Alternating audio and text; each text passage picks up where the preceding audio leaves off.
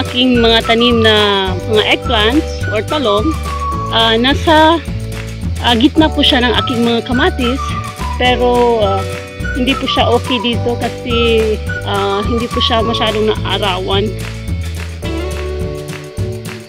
So next time itatanim ko po sila sa ibang lugar para mas makatubo po sila ng maayos at makapagbigay ng maraming bunga. Pero in fairness, tingnan nyo po yung kanyang bunga, napakalaki po niya. Ibang variety po ito. Next year po, magtatanim ako ng ibang variety na talong. So, ito po yung shape niya. Napakalaki po niya. Kasi harvest po sila para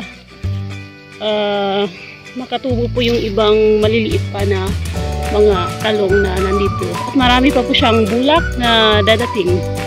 Yan.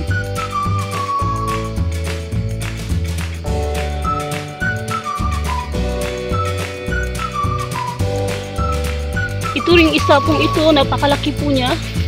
Yan. Giant talong. Kailangan siguro ng scissor. Para mas madali po siya.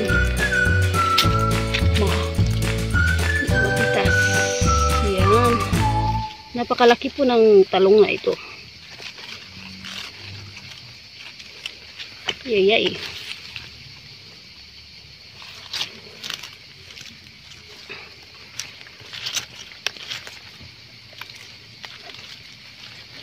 Napakasulit pala ng talong na to. Yan. Ang laki-laki po niya. Tingnan mo yung basket. Ang laki ng mga talong. Meron din dito. Ganyan lang pala.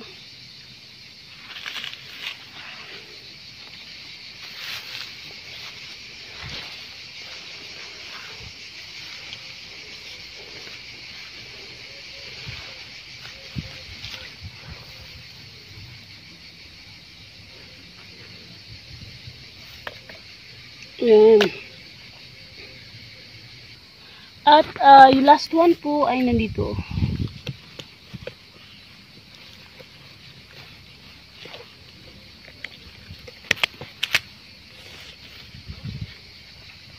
So, 4 na talong po yung hinarvest ko ngayon. Okay na po to para magamit sa aming meal for tomorrow. Meron din po pala akong na-harvest na mga kamatis. This morning nakapag-harvest po ako ng 7 kilos. At ginawa po namin tomato sauce para po sa aming stock sa winter. Yan, nilagay po natin ito dito. Para isa na po yung basket na aking paglalagyan ito.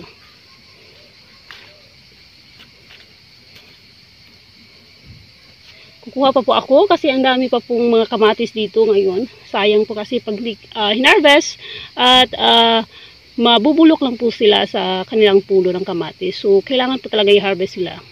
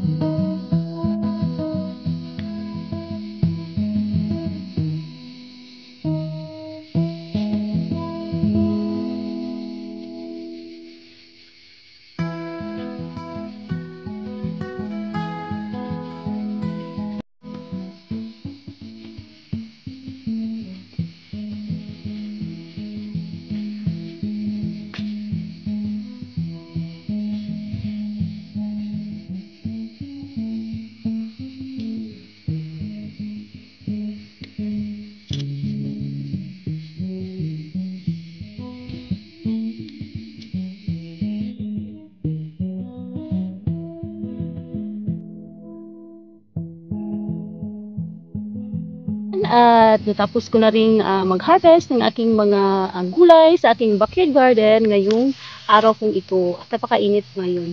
So, kung bago pa po kayo sa aking video, ako po pala si Mary at gumagawa po ako ng video more about sa aming backyard garden dito sa France. At sana po mag-enjoy kayo at ma-inspire po yung iba na magtanim po ng ating sariling gulay para hindi na po tayo bumili at napakamahal po ngayon, especially ngayong pandemic. At kung may time po tayo at may lugar sa ating tahanan, pwede po tayong magtanim anytime kung gusto po natin. So yan, ang resulta po ng ating mga tanim at napakaganda at ganda ng mga kulay. At pinaka-importante at ay organic po ang mga ito. So, sana po nagustuhan nyo ang aking video for today.